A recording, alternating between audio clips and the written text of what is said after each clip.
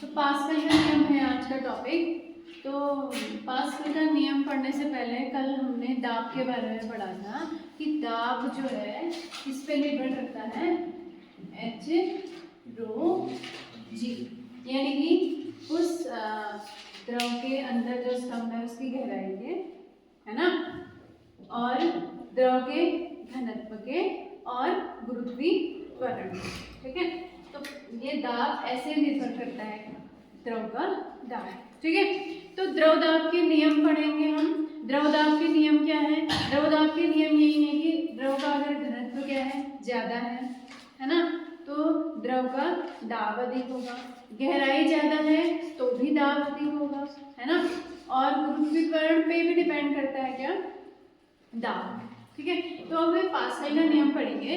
Pascal का नियम क्या है? यदि हम किसी द्रव में दाब लगाते हैं, ठीक है, दाब समझते हो ना, दाब क्या है, बल बट्टे क्षेत्रफल, यानी कि एकांक क्षेत्रफल पर लगने वाले बल को हम क्या कहते हैं, दाब कहते हैं। दाब बराबर P बराबर F/A होता है, इसको हम दाब कहेंगे।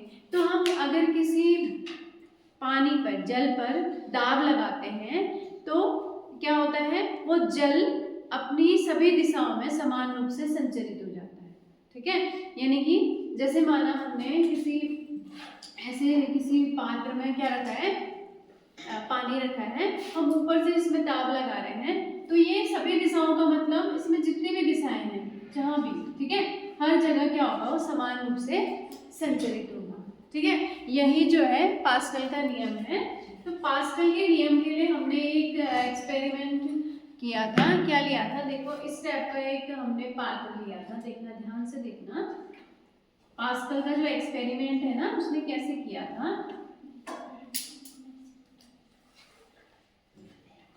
उसने एक इस टाइप का एक पात्र लिया था, ठीक है। ऐसा कोई एक पात्र है, इसमें 4 पिस्टन लगे हैं।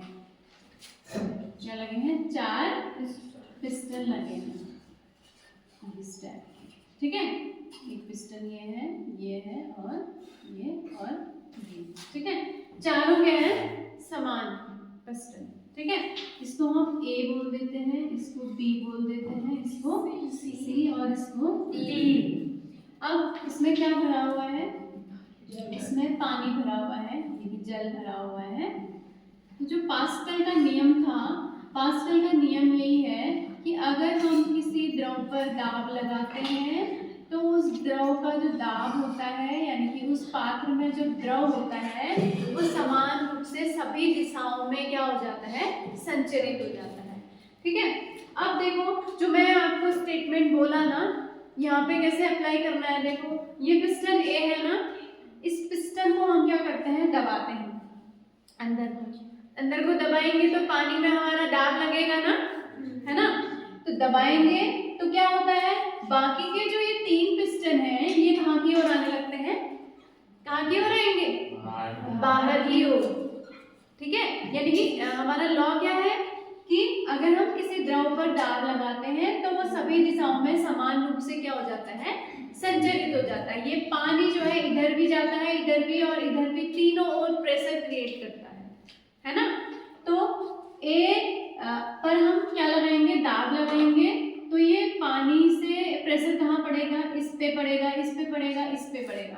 अब इन तीनों को रोकने के लिए हमें कितने बल की जरूरत पड़ेगी, जितना हमने यहाँ से दाब लगाया है उतना ही हमने इसको रोकने के लिए बल की जरूरत पड़ेगी। तो प्रूफ हो गया ना, ये है पास्कल का नियम, ठीक है। तो पास्कल का नियम जो है, हमने क्या लिया, एक ऐसा पात्र लिया है, उसमें हमने A B C D 4 क्या लगाए हैं, पिस्टन लगाए हैं। अगर A पिस्टन पे हम अगर कुछ बल लगाते हैं, दाब लगाते हैं, तो बाकी के जो 3 पिस्टन है वो कहाँ की ओर आने लगते हैं, बाहर की ओर, ठीक है।